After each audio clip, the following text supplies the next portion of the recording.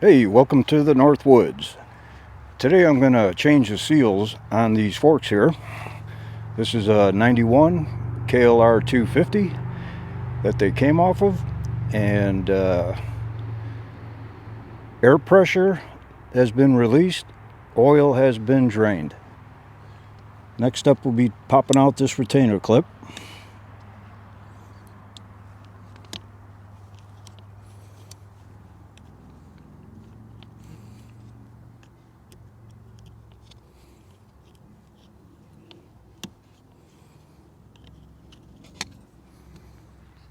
Okay, that was easy enough. Alright, now we'll undo this cap. Pull out the spring and spacer.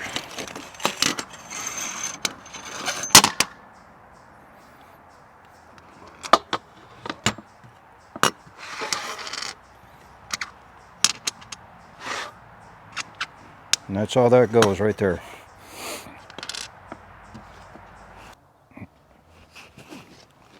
We'll put back the cap.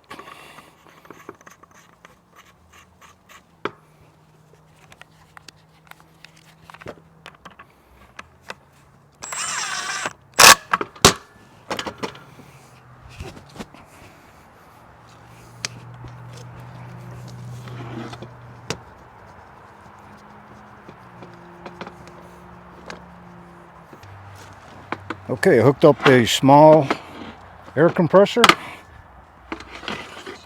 We're going to put a rag over the seal here.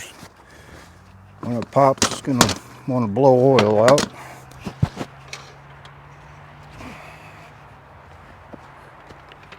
$20,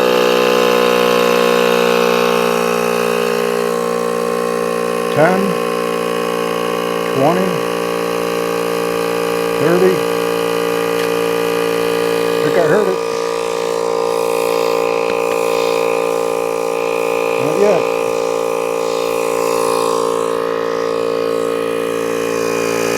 63, 70, 75, 80,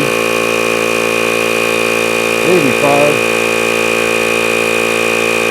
90. I'm going to hold here, see what's going on. Alright, I stopped it up at 90 psi. Getting a little high there. Figured I'd move the camera. Camera was downrange. We're off to the side now. So 100 pounds is getting a little high there. I'm going to apply a little heat and see what happens here.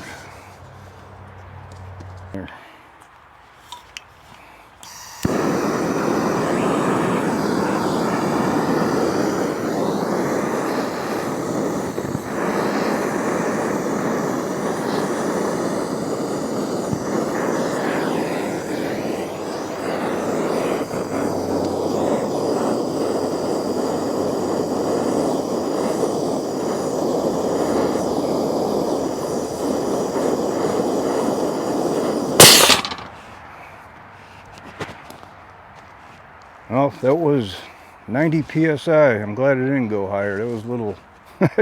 It got it out though. Oh yeah, it's sending oil everywhere.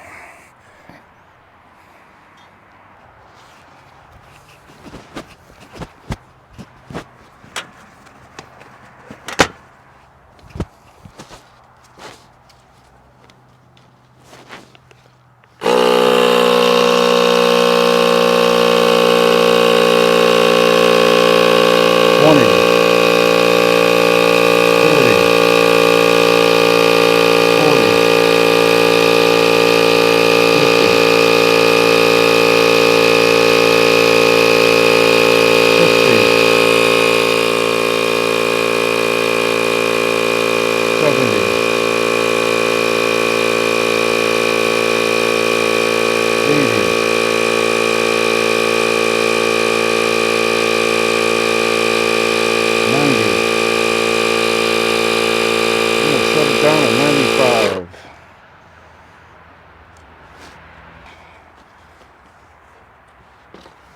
I'm afraid I'd blow something else up here, so there we go.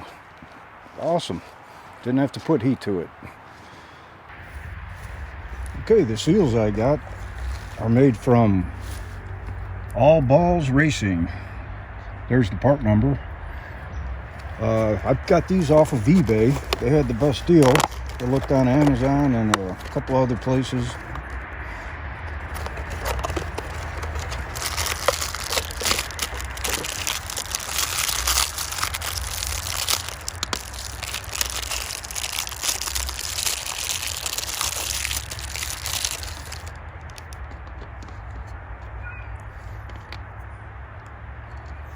So,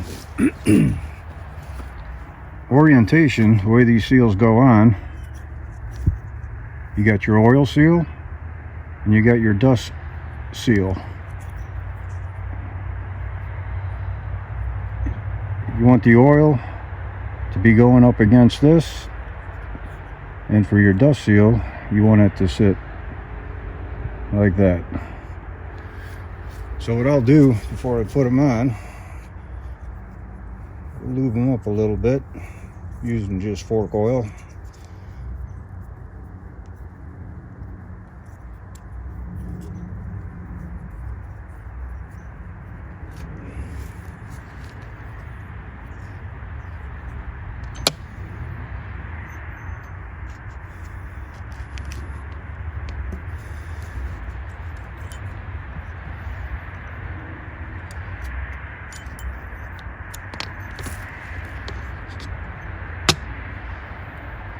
And then I didn't videotape it, but I did clean this all out. You can clean it as much as you like. Okay.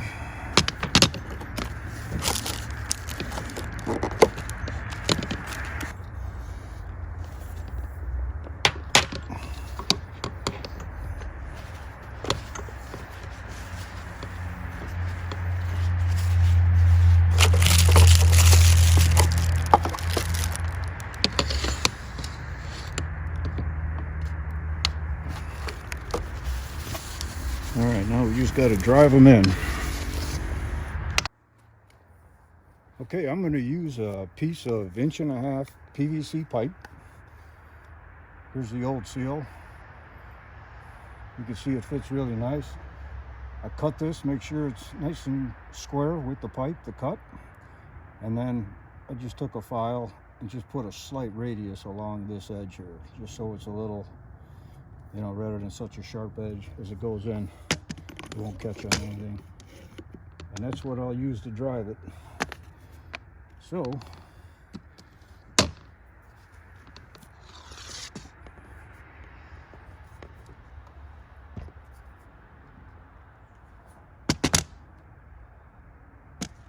getting a little dark here.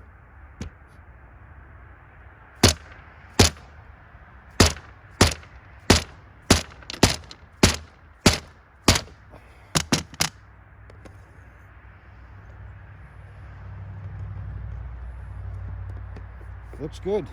Another hit or two and it should be done.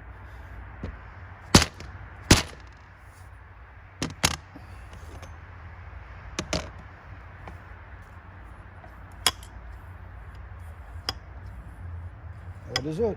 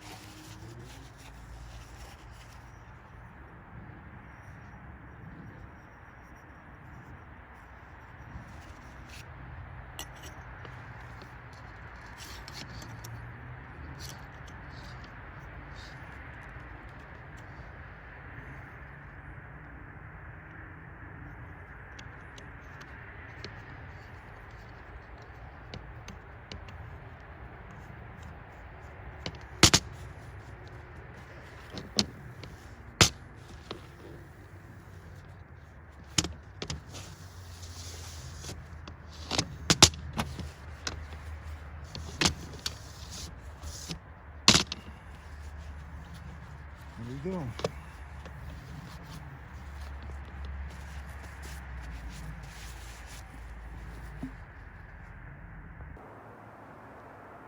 Okay, fork oil.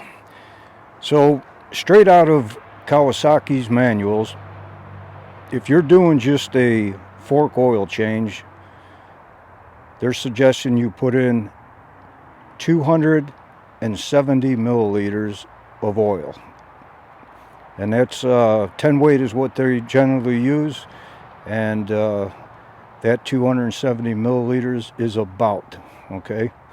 It all depends on, how much you drain out to the drops. So now when you do a full fork service, pulling the seals, completely dry, where you get everything out, they're calling for 321 to 329 milliliters of fork oil.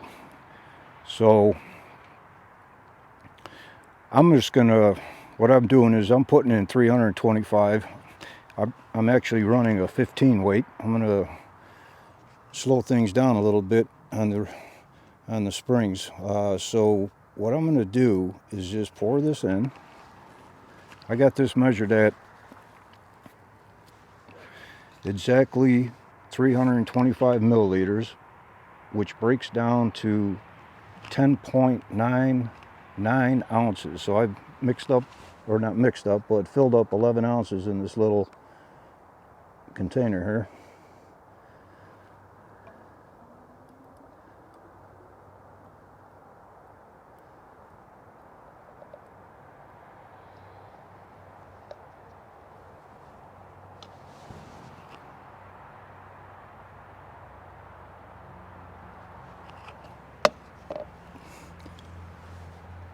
Then I'm going to work the inner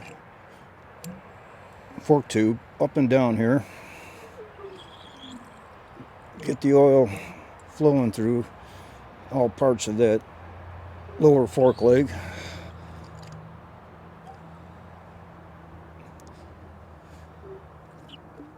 Now, if you wanted to do an additional way of checking your fork level, what's written in the manual is 190 millimeters when you push this inner fork tube all the way down to where it seats.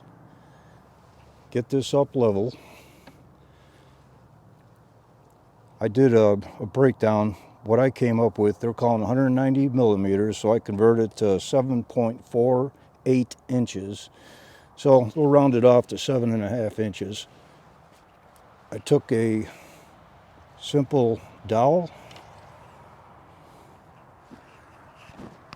I don't know if this is showing up in the camera. Let me turn the light on this.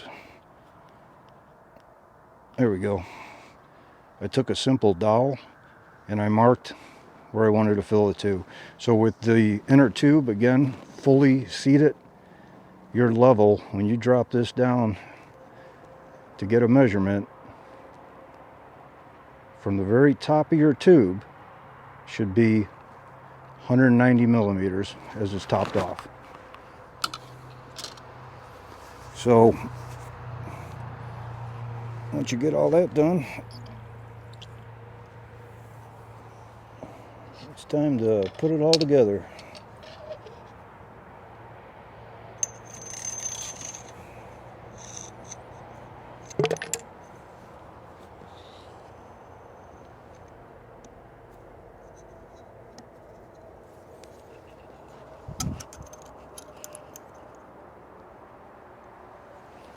Make sure that's nice and flat.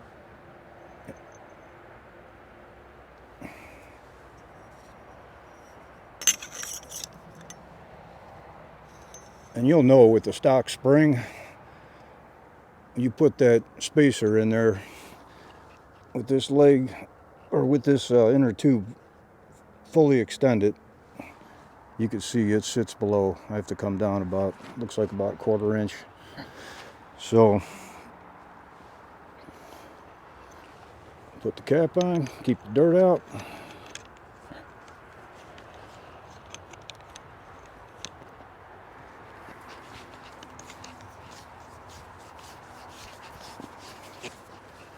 There we go. Both of these are set. So, let's see, what else do we got here? There's a big, I know what I just videoed here is it's a missing link on YouTube.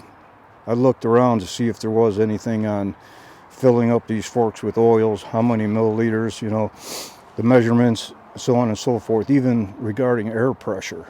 You know, a lot of people don't even know what exactly that air valve can be used for. But out of the Kawasaki manual, here's some interesting information for you. So they're saying if you're just riding KLR, you know, roads, local highway, you could just leave them alone, let atmospheric pressure regulate everything inside. And you'll notice on a day you're riding or it's hot, you got these things working, you press that valve, you will release air. That's just the oil, everything inside. You got things expanding, so pressure's building up in there. It's constantly changing.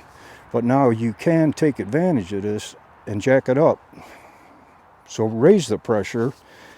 Kawasaki recommends, if you're on rough roads or off-roading, 2.8 to 4.3 psi.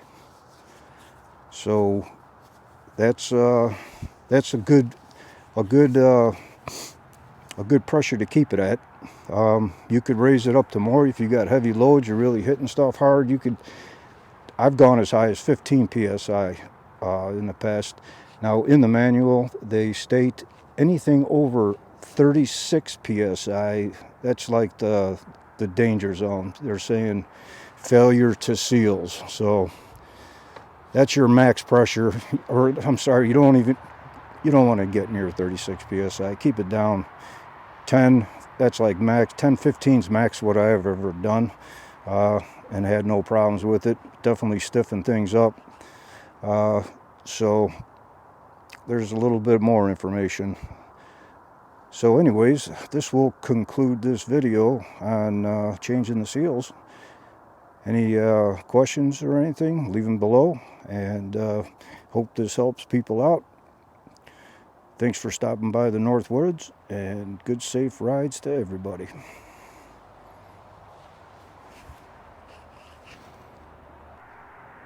So if any of you are still here saying, wait a minute, he forgot something, you are correct. Don't forget your retainer clips. Mine were both in good shape, so I'm going to reuse them. If yours are, you know, all rusty and bent and kind of just not retaining the way excuse me, the way they're supposed to, you might want to replace them. So hey, thanks again for watching.